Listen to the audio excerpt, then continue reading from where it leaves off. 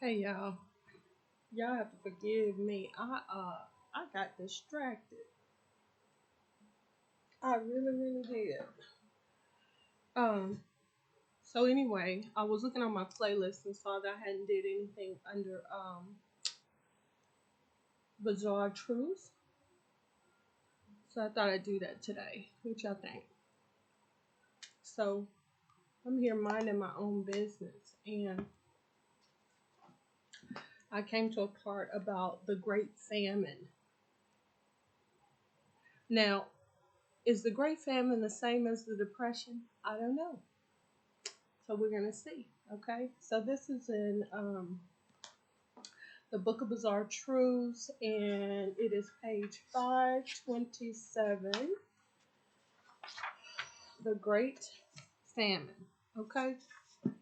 So it says more than 1 million people starved to death in Ireland. This was in Ireland. I heard about the potato famine. I think this is what this is. Okay. From 1845 to 1851, but only one crop failed, the potato. How could this have killed so many? Why didn't the Irish just eat other stuff? Okay, so it says, as usual, the poor get the shaft. The reason the Great Famine, as it's called, took such a toll is simple. Those who starved were poor. For generations, the impoverished in Ireland survived by planting potatoes to feed their family. They had nothing else. Ireland's wealthy landowners grew all kinds of crops, but these were shipped off and sold for profit. Most rich folks didn't care that the poor starved.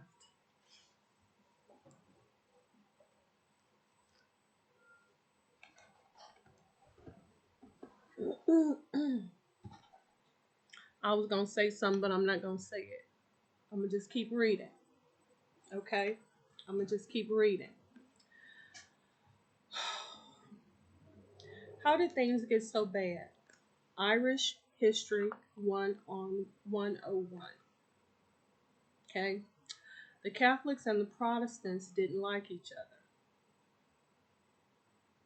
and neither did the English and the Irish. And let me just tell you, the ancient English and the ancient Irish, neither one of them was black. Just so you know. Okay. Back then, the wealthy landowners were mostly Protestants from England, while the poor were Catholic peasants. The Irish peasants grew their food on small parcels of land that were rented from the hated English. In the 16th century, a hitherto unknown item, the potato, crossed the Atlantic from Peru, originally arriving in England and finally getting to Ireland in 1590. Spuds grew well in Ireland, even on the rocky, uneven plots that were often rented by peasants, and they quickly became the peasants' main food source. Potatoes required little labor to grow, and an acre could yield 12 tons of them, enough to feed a family of 6 for the entire year, with leftovers for the animals. We think of potatoes as a fattening food, but they're loaded with vitamins, carbohydrates, and even some protein. Add a little fish and buttermilk to the diet, and a family could live quite happily on potatoes. Potatoes for breakfast, lunch, and dinner might sound monotonous, but it fueled a population boom in Ireland. By the 19th century, 3 million people were living on the potato diet. In 1845, though, the fungus um, Phytophthora infectans, or late blight, turned Ireland's potatoes into black, smelly, inedible lumps. Impoverished families had no other options. Their pitiful savings were wiped out and they fled to the workhouses, the only places where they could get food and shelter in return for their labor. That's slavery, ain't it?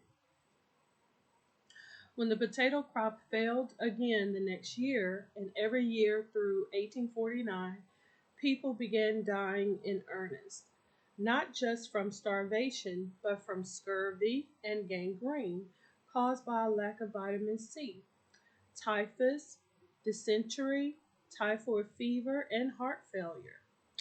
Overwhelmed and underfunded, the workhouses closed their doors. Many people who were weakened by hunger died of exposure after being evicted from their homes. You hear me? To top the disaster off, a cholera epidemic spread during the last year of the blight, killing thousands more. The exact number who perished is unknown, but it's believed to be between 1 and 2 million. In addition, at least 1 million people left the country, and many of these wayward souls died at sea. All during that terrible time, there was plenty of food in Ireland, but it was consumed by the wealthy. The poor, meanwhile, had nothing. They were left to starve.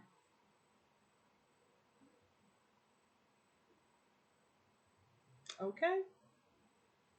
So, do you see? To me, when I read this, I understand the desperation that the poor whites are clinging to Trump about. Okay? Because historically speaking, a Trump wouldn't care about what happened to the manufacturing jobs and things like that.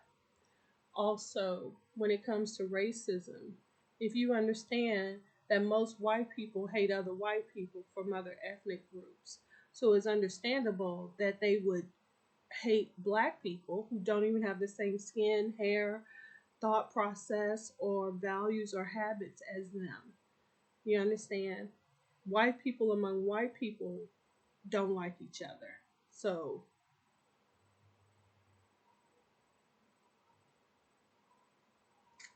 just something to think about. You know how we do. Leave your comments below. Like this video, share this video. And I'm going to tell you something a little personal. My grandfather was Irish, and his name was Ara. And his parents came over from Ireland. Um, and, eventually, I mean, they came in through the East Coast, but they eventually made it over to Texas, where my grandfather was born, the first citizen of this country in my family. And he married my grandmother, who was from Fiji, and they had my mom.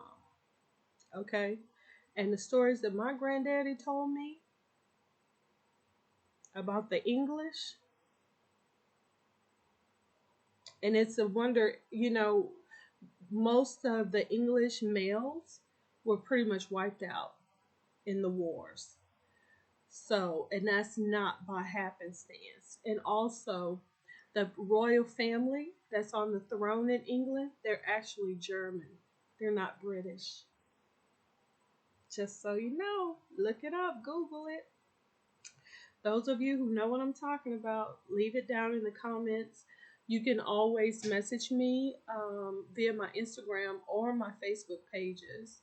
So yeah, I will see y'all next time. But yeah, this was the Great Famine, which was the potato famine of Ireland.